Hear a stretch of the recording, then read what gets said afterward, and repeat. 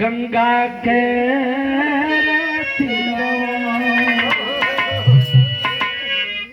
आखी में समा जईबा हिरवा,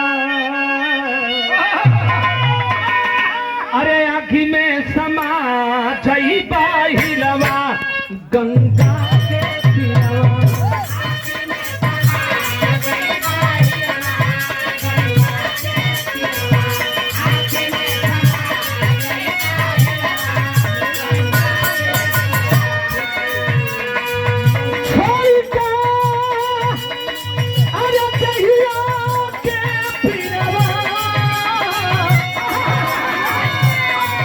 चली जईबा गंगा के तीरवा,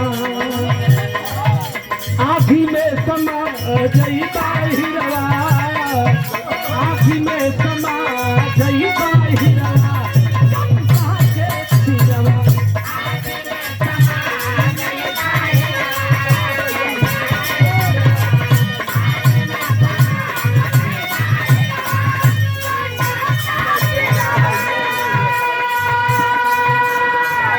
मजूई से हमारे फिर तू चाचा जी आपके ओर से 100 रुपए का पुरस्कार सादर प्रणाम।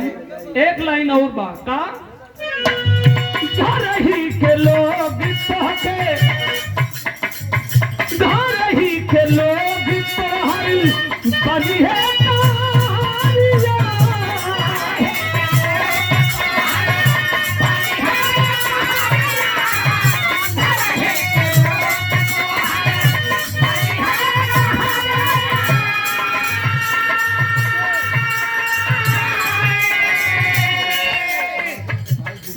हमारे गुड्डू भैया के ओर से हुरमुटपुर राजन भैया का बड़का भैया उन भैया की ओर से शानदार 200 रुपए का पुरस्कार। बहुत बहुत भैया बड़ा भारी बनी है।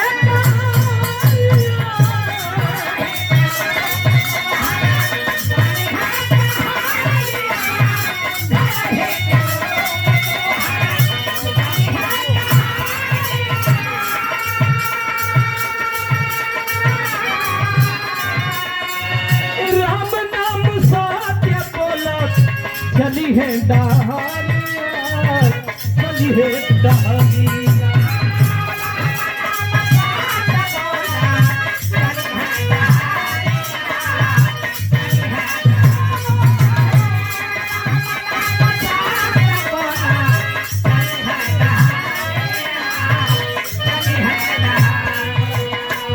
और हमारे महेंद्र गुरुजी के सहोदर भाई पीएससी के जवान भैया की ओर से ये 100 रुपए का शानदार पुरस्कार भैया के। जय हिंद, जय भारत, जय समाजवाद कहना है।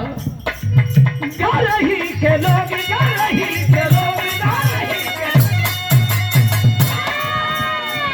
गा रही के लोग तुम्हारी बनी है।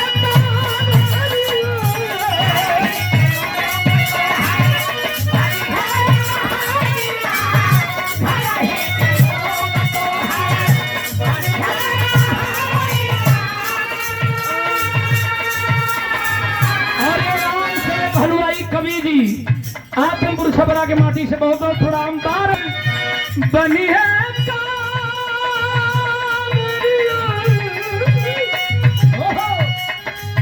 राम नाम सत्य बोलत चली है डहारिया, चली है डहारिया।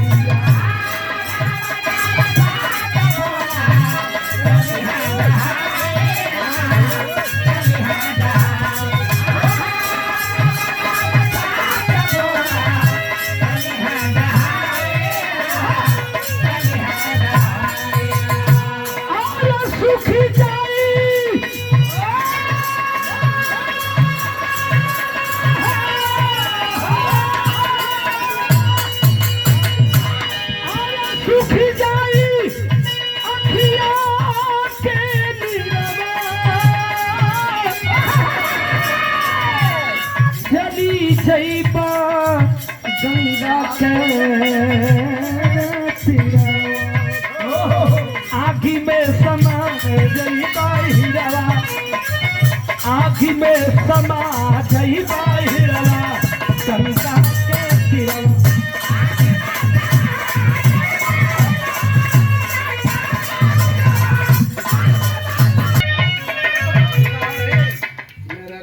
सिनेमा ना देखत हुआ। हाँ? हो गया गुरुजी। आखिरी लाइन हमारी है, कैसे बढ़ जा। जिया चार दिन के जई बाती नवाजी के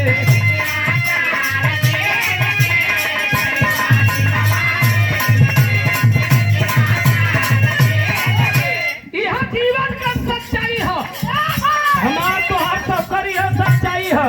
काली जब आई है भैया, काली जब आई है भैया, ये जाई छीन के जिया चार दिन के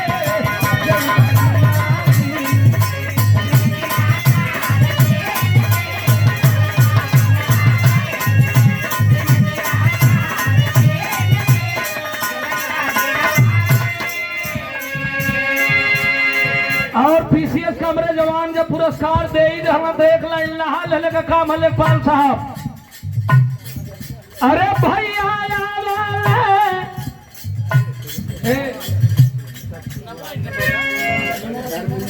धर्मेंद्र भैया हमरे महेंद्र गुरुजी के भाई हो।